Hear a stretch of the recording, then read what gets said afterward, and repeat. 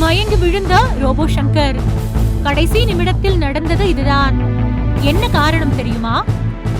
விஜய் டிவியில் ஒளிபரப்பான பல்வேறு நிகழ்ச்சிகளில் மிமிக்ரி மற்றும் தனது தனித்துவமான நடனத்தால் மக்களை கவர்ந்து பிரபலமானவர் ரோபோ சங்கர்.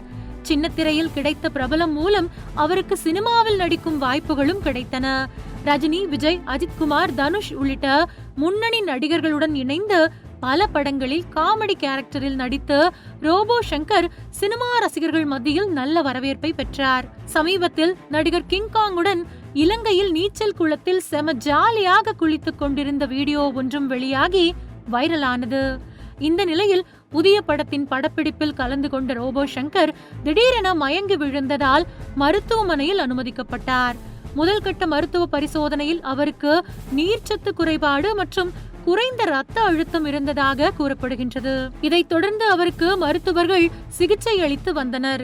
உயிர் பிரியும் முதல் நாள் பொது வார்டில் அனுமதிக்கப்பட்டு சிகிச்சை பெற்று வந்த ரோபோ சங்கர் மாலையில் அவரது உடல்நிலையில் ஏற்பட்ட பின்னடைவு காரணமாக ICU சிகிச்சை பிரிவுக்கு மாற்றப்பட்டார். அங்கு அவருக்கு தொடர்ந்து சிகிச்சை அளிக்கப்பட்டு வந்தது. மருத்துவர்களின் 24 மணி நேர தீவிர கண்காணிப்பில் நடிகர் ரோபோ சங்கர் இருந்து வந்தார். ஏற்கனவே மஞ்சள் காமாலை நோயால் பாதிக்கப்பட்ட ரோபோ சங்கர் பின்னர் தீவிர சிகிச்சைக்கு பின் குணமடைந்தார்.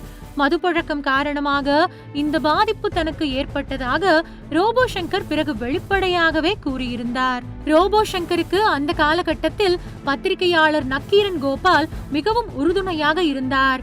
இப்போது மீண்டும் படப்பிடிப்பு தளத்தில் திடீரென உடல்நலக்குறைவு ஏற்பட்டு ரோபோ சங்கர் மருத்துவமனையில் ICU சிகிச்சை பிரிவில் அனுமதிக்கப்பட்டு சிகிச்சை பெற்று வந்த நிலையில் ரோபோ சங்கர் விரைவில் குணமடைந்து நல்லபடியாக வீடு திரும்புவார்.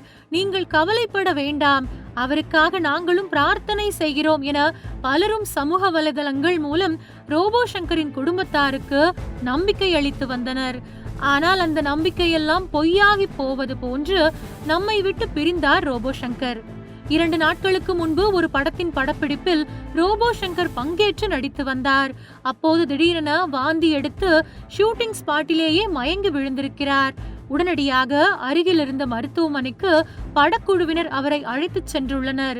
அதுதான் ரோபோ சங்கர் சுயநினைவோடு இருந்த கடைசி நிமிடங்கள் என்கின்றனர்.